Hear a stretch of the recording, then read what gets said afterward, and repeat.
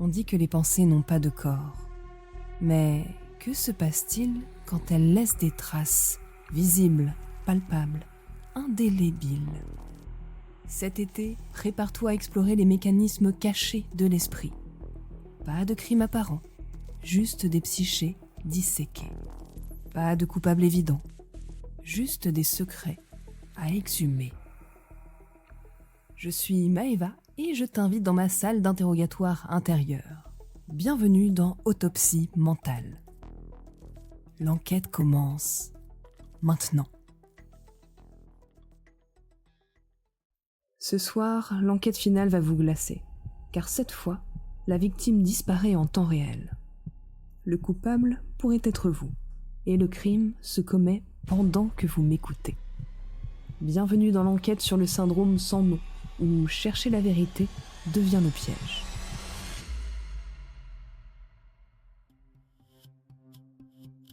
« 2h32, la lumière bleue de l'écran clignote sur les mains de Lila. Elle sent ses paupières qui brûlent, sa nuque qui se raidit. Mais elle ne peut pas s'arrêter de scroller, comme si ses doigts avaient leur propre volonté. Une notification, puis 2, puis 15. Son cerveau saute d'une appli à une autre. TikTok, Instagram, Discord, cours en ligne, messages. En ce moment, Lila galère sur des trucs basiques. Elle commence 5 séries Netflix, elle n'en finit aucune. Elle a 47 mails non lus de son stage. Elle a oublié 3 fois le code de son immeuble cette semaine. Et elle rate des trucs évidents, comme l'anniversaire de sa sœur, son rendez-vous chez le dentiste pris il y a 2 mois, ou rendre un livre à la bibliothèque. Lila se sent perdue. Je perds la tête. Je n'arrive plus à rien faire jusqu'au bout, mais qu'est-ce qui va pas chez moi ?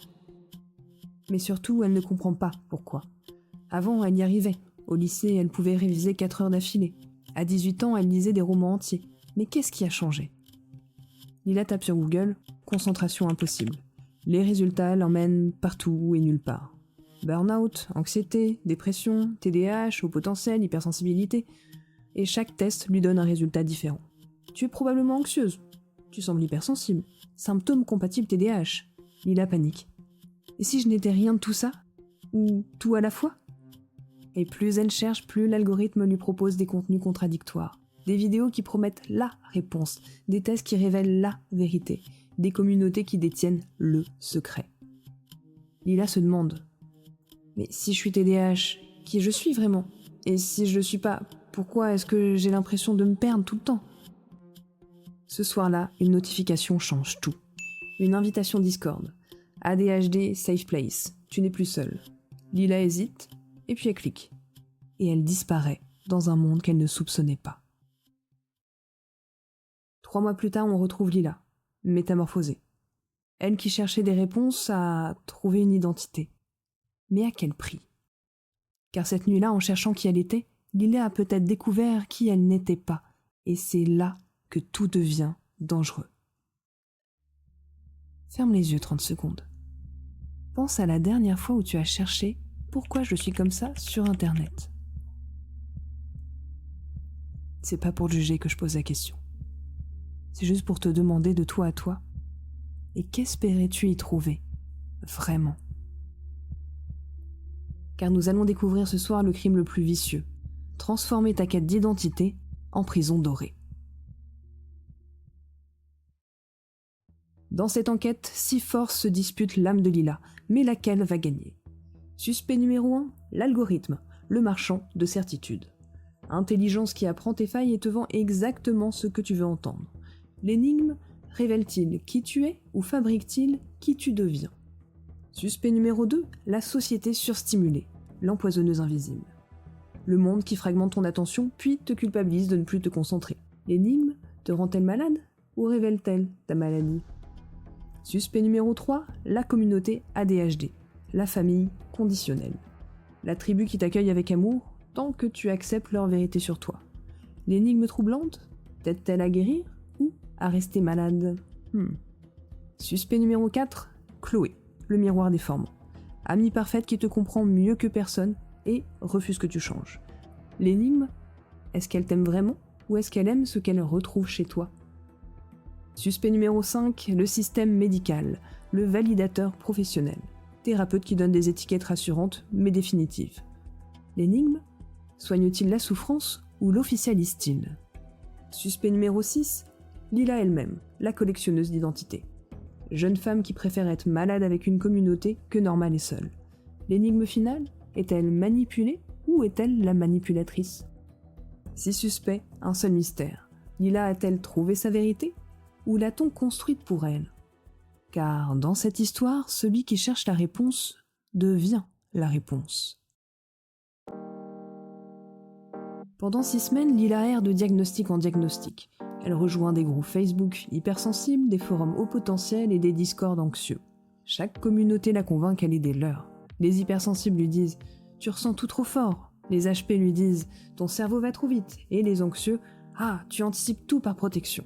Lila panique. Elle ne sait plus qui elle est. Partout on lui dit qu'elle est spéciale. Mais oui, mais spéciale comment? Alors elle multiplie les tests, elle collectionne les résultats contradictoires. Et plus elle cherche et plus l'algorithme s'affole. Il lui propose des contenus de plus en plus ciblés, de plus en plus personnalisés. Comme s'il apprenait de ses failles pour bien mieux les nourrir. Lila commence à se demander « Si je n'étais pas normale, mais pas assez anormale pour avoir une vraie maladie ?» Un soir, épuisée par cette errance, Lila tombe sur une vidéo différente. Celle-là est beaucoup plus précise, plus clinique. TDAH chez les femmes, les symptômes qu'on rate. Et là, elle se reconnaît parfaitement. Lila rejoint le Discord ADHD Safe Place. 3247 membres, chat qui ne s'arrête jamais et un accueil bouleversant. Bienvenue dans ta vraie famille, enfin chez toi. Ici, on ne juge jamais. Tu vas enfin comprendre ton cerveau parfait. Cependant, les règles la troublent un petit peu. Pas de remise en question du diagnostic, les neurotypiques ne comprennent pas et ceux qui doutent font du mal à la communauté. Parfois, le groupe est formidable. Conseils pratiques, humour partagé, soutien inconditionnel, Lila découvre des tips qui l'aident vraiment. La méthode Pomodoro, le body doubling, les récompenses dopaminergiques. Mais parfois, l'ambiance se tend. Quelqu'un pose un doute? Silence glacial. Quelqu'un évoque une amélioration? Attention à ne pas trop en faire, tu vas cracher. Quelqu'un mentionne la thérapie classique? Ouais, mais les neurotypiques ne comprennent rien à nous. C'est là qu'elle rencontre Chloé. Chloé, 21 ans, exactement les mêmes symptômes, la même galère, les mêmes questions, et leur connexion, elle est mais immédiate et presque troublante. Première conversation, 6 heures d'affilée. Elles finissent les phrases l'une de l'autre, elles se reconnaissent dans les détails. Mais il y a quelque chose d'inquiétant dans cette perfection. Chloé lui dira « Lila, avec toi, je me sens vraiment comprise pour la première fois. On est exactement pareil, il faut qu'on se serre les coudes, qu'on reste ensemble et connectés. » Et là, il y a quelque chose dans l'urgence de Chloé qui dérange un peu Lila. Pourquoi cette précipitation? Pourquoi cette fusion comme ça, immédiate? Un peu étrange. Et pourtant, Lila et Chloé deviennent inséparables. Mais leur relation commence à prendre une tournure un peu étrange. Parce qu'elles se surveillent, mutuellement. Est-ce que tu as pris tes médicaments? Est-ce que tu as fait tes exercices de concentration? Est-ce que tu as évité les situations stressantes? Et ça encore, ça va. Mais ce qui commence à déranger, c'est que peu à peu, tout devient justifié par leur neurotype. Retard, oubli, abandon de projet, conflit relationnel. Bah oui, c'est normal, c'est notre cerveau TDAH et bah on n'y peut rien quoi. Famille, amis, études, tout ce qui n'est pas TDAH-friendly doit disparaître. Et Chloé encourage cette épuration. Il te mérite pas, nous on te comprend. Et un jour, Lila exprime un doute. Et si j'essayais de me concentrer sans les médicaments? Le groupe réagit, immédiatement. Mais fais pas ça, tu vas te faire du mal, c'est de l'auto-haine. Chaque phrase, un coup. Chaque emoji, un jugement. Lila suffoque. Et pour Chloé, c'est pas évident. Chloé panique à l'idée que Lila doute. Mais si tu n'es pas TDAH, tu es qui? Et moi, je suis qui? On est liés, Lila. Et Lila réalise quelque chose de glaçant. Elle ne sait plus qui elle était avant. Son identité s'est entièrement fondue dans un diagnostic et dans Chloé. 2 mois après son adoption sur la communauté, Lila commence vraiment à suffoquer. Elle a l'impression de ne plus exister en dehors de sa maladie. Et cette nuit-là, Lila se souvient. Elle se souvient de l'été 2019 quand elle était en vacances chez sa grand-mère. Il n'y avait pas de Wi-Fi, il n'y avait pas de 4G. Elle avait lu 3 livres en une semaine. Elle avait dessiné pendant des heures. Et elle avait écouté sa grand-mère raconter ses histoires sans décrocher. Et ce souvenir-là la trouble. Si elle était vraiment TDAH, comment avait-elle pu être si concentrée?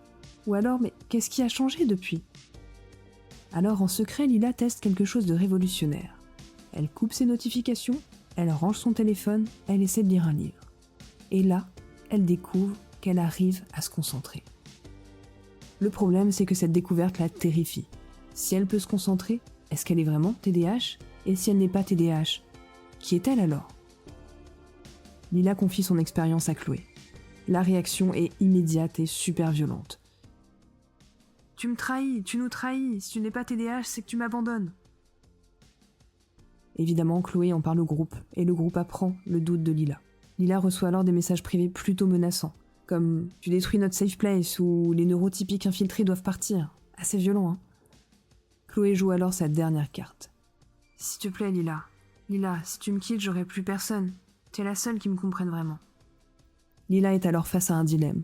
Doit-elle rester malade pour garder sa communauté ou guérir et affronter la solitude? En secret, Lila passe un vrai bilan neuropsychologique. Elle le dit à personne, même pas à Chloé. 3 séances, test complet, IRM fonctionnel, anamnèse développementale. Lila attend le verdict, terrifiée par ce qu'elle va apprendre. Lila, vos résultats sont nets, aucun TDAH. Vous présentez une anxiété sociale avec évitement, aggravée par une surcharge cognitive qui est liée aux écrans. Votre cerveau fonctionne parfaitement dans un environnement adapté. Lila, vous n'avez aucun trouble de l'attention. Votre cerveau fonctionne parfaitement. Il proteste juste contre un environnement devenu incompatible avec votre biologie humaine. Normalement, en coupant les écrans et en ralentissant votre rythme, vos capacités attentionnelles reviendront à la normale. Lila ne sait plus si elle doit rire ou pleurer. Elle n'est pas malade, mais alors, qui est-elle? La neuropsychologue continue. Vos symptômes sont bien réels, j'en doute absolument pas. C'est un signal d'alarme, mais ce n'est pas une maladie. Vous savez, dans nos consultations, 80% des jeunes qui se pensent TDAH ont en fait une addiction aux smartphones, aux réseaux sociaux et à cette grande surstimulation de notre époque. Lila sort du cabinet avec cette vérité explosive. Mais peut-elle la révéler? Que va devenir Chloé et sa communauté? Et elle-même, sans cette identité qu'il a définie depuis des mois? Voici la vérité sur le crime le plus sophistiqué de notre époque. L'algorithme ne manipule pas Lila, il lui donne ce qu'elle demande, une identité, une appartenance, une explication. Il révèle ses besoins et les satisfait parfaitement. La société surstimulée ne manipule pas Lila. Elle lui impose juste un rythme qui est incompatible avec son cerveau. Elle crée les symptômes que d'autres vont nommer. La communauté ADHD ne manipule pas Lila non plus. Elle l'accueille sincèrement, elle la protège réellement. Elle offre ce que chacun cherche, compréhension et acceptation. Chloé ne manipule pas Lila consciemment. Elle a juste trouvé sa jumelle de souffrance et refuse de la laisser partir. Parce qu'elle a peur de redevenir seule avec ses questions. Le système médical ne manipule pas Lila non plus. Il répond à une demande massive avec les outils qu'il a. Il nomme ce que la société a produit. Et Lila, dans tout ça, ne se manipule pas non plus consciemment. Elle cherche juste à exister, à comprendre, à appartenir, comme nous tous en fait. Alors, qui sont les coupables? Eh ben c'est nous tous, collectivement et inconsciemment. L'arme du crime? L'industrialisation de l'identité par la maladie. Ouais, nous avons créé un monde où être normal, c'est suspect. Un monde où être malade peut être un peu plus rassurant. Un monde où avoir une communauté exige un diagnostic. Et un monde où exister nécessite une différence nommée. Chloé n'est pas l'amie de Lila. Elle est son dealer d'identité. Elles se fournissent mutuellement en certitude pour éviter l'angoisse du vide. Et la communauté, aide-t-elle vraiment ses membres ou les maintient-elle dans l'identité maladie pour continuer d'exister? Et si le vrai crime, c'était d'exiger une étiquette pour être aimé? Et si la vraie maladie, c'est de ne plus supporter d'être normal dans un monde qui, lui, n'est pas normal? Car Lila n'est pas malade, elle est juste humaine dans un monde devenu inhumain. La question qui va te hanter. Dans ton entourage, qui aimes-tu pour sa différence plutôt que pour sa normalité? Et toi, est-ce que tu accepterais d'être aimé sans étiquette particulière? Car peut-être que le courage ultime, c'est d'exister sans diagnostic.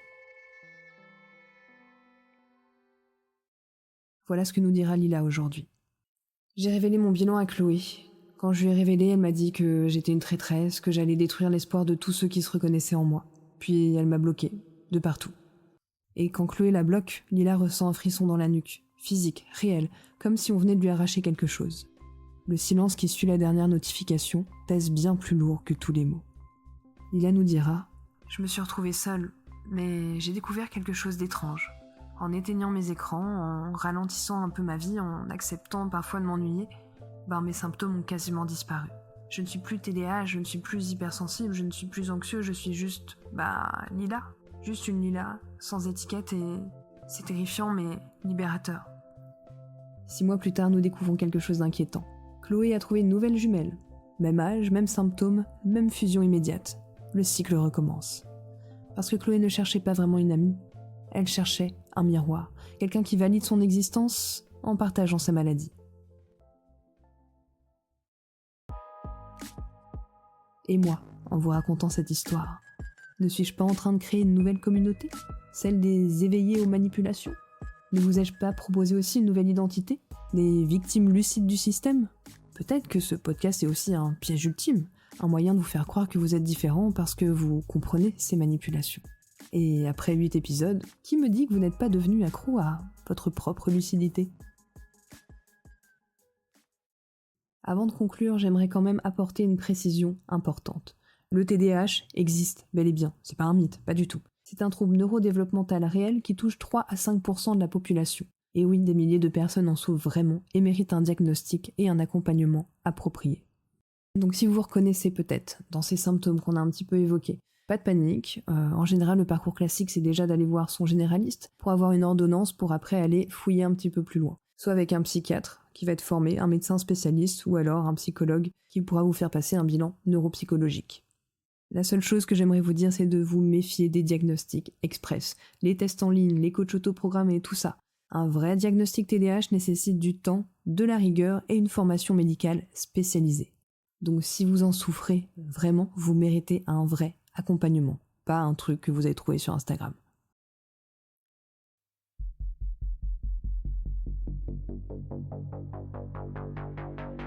8 enquêtes, 8 miroirs de notre besoin maladif de nous comprendre ». Cette série se termine sur la seule certitude possible.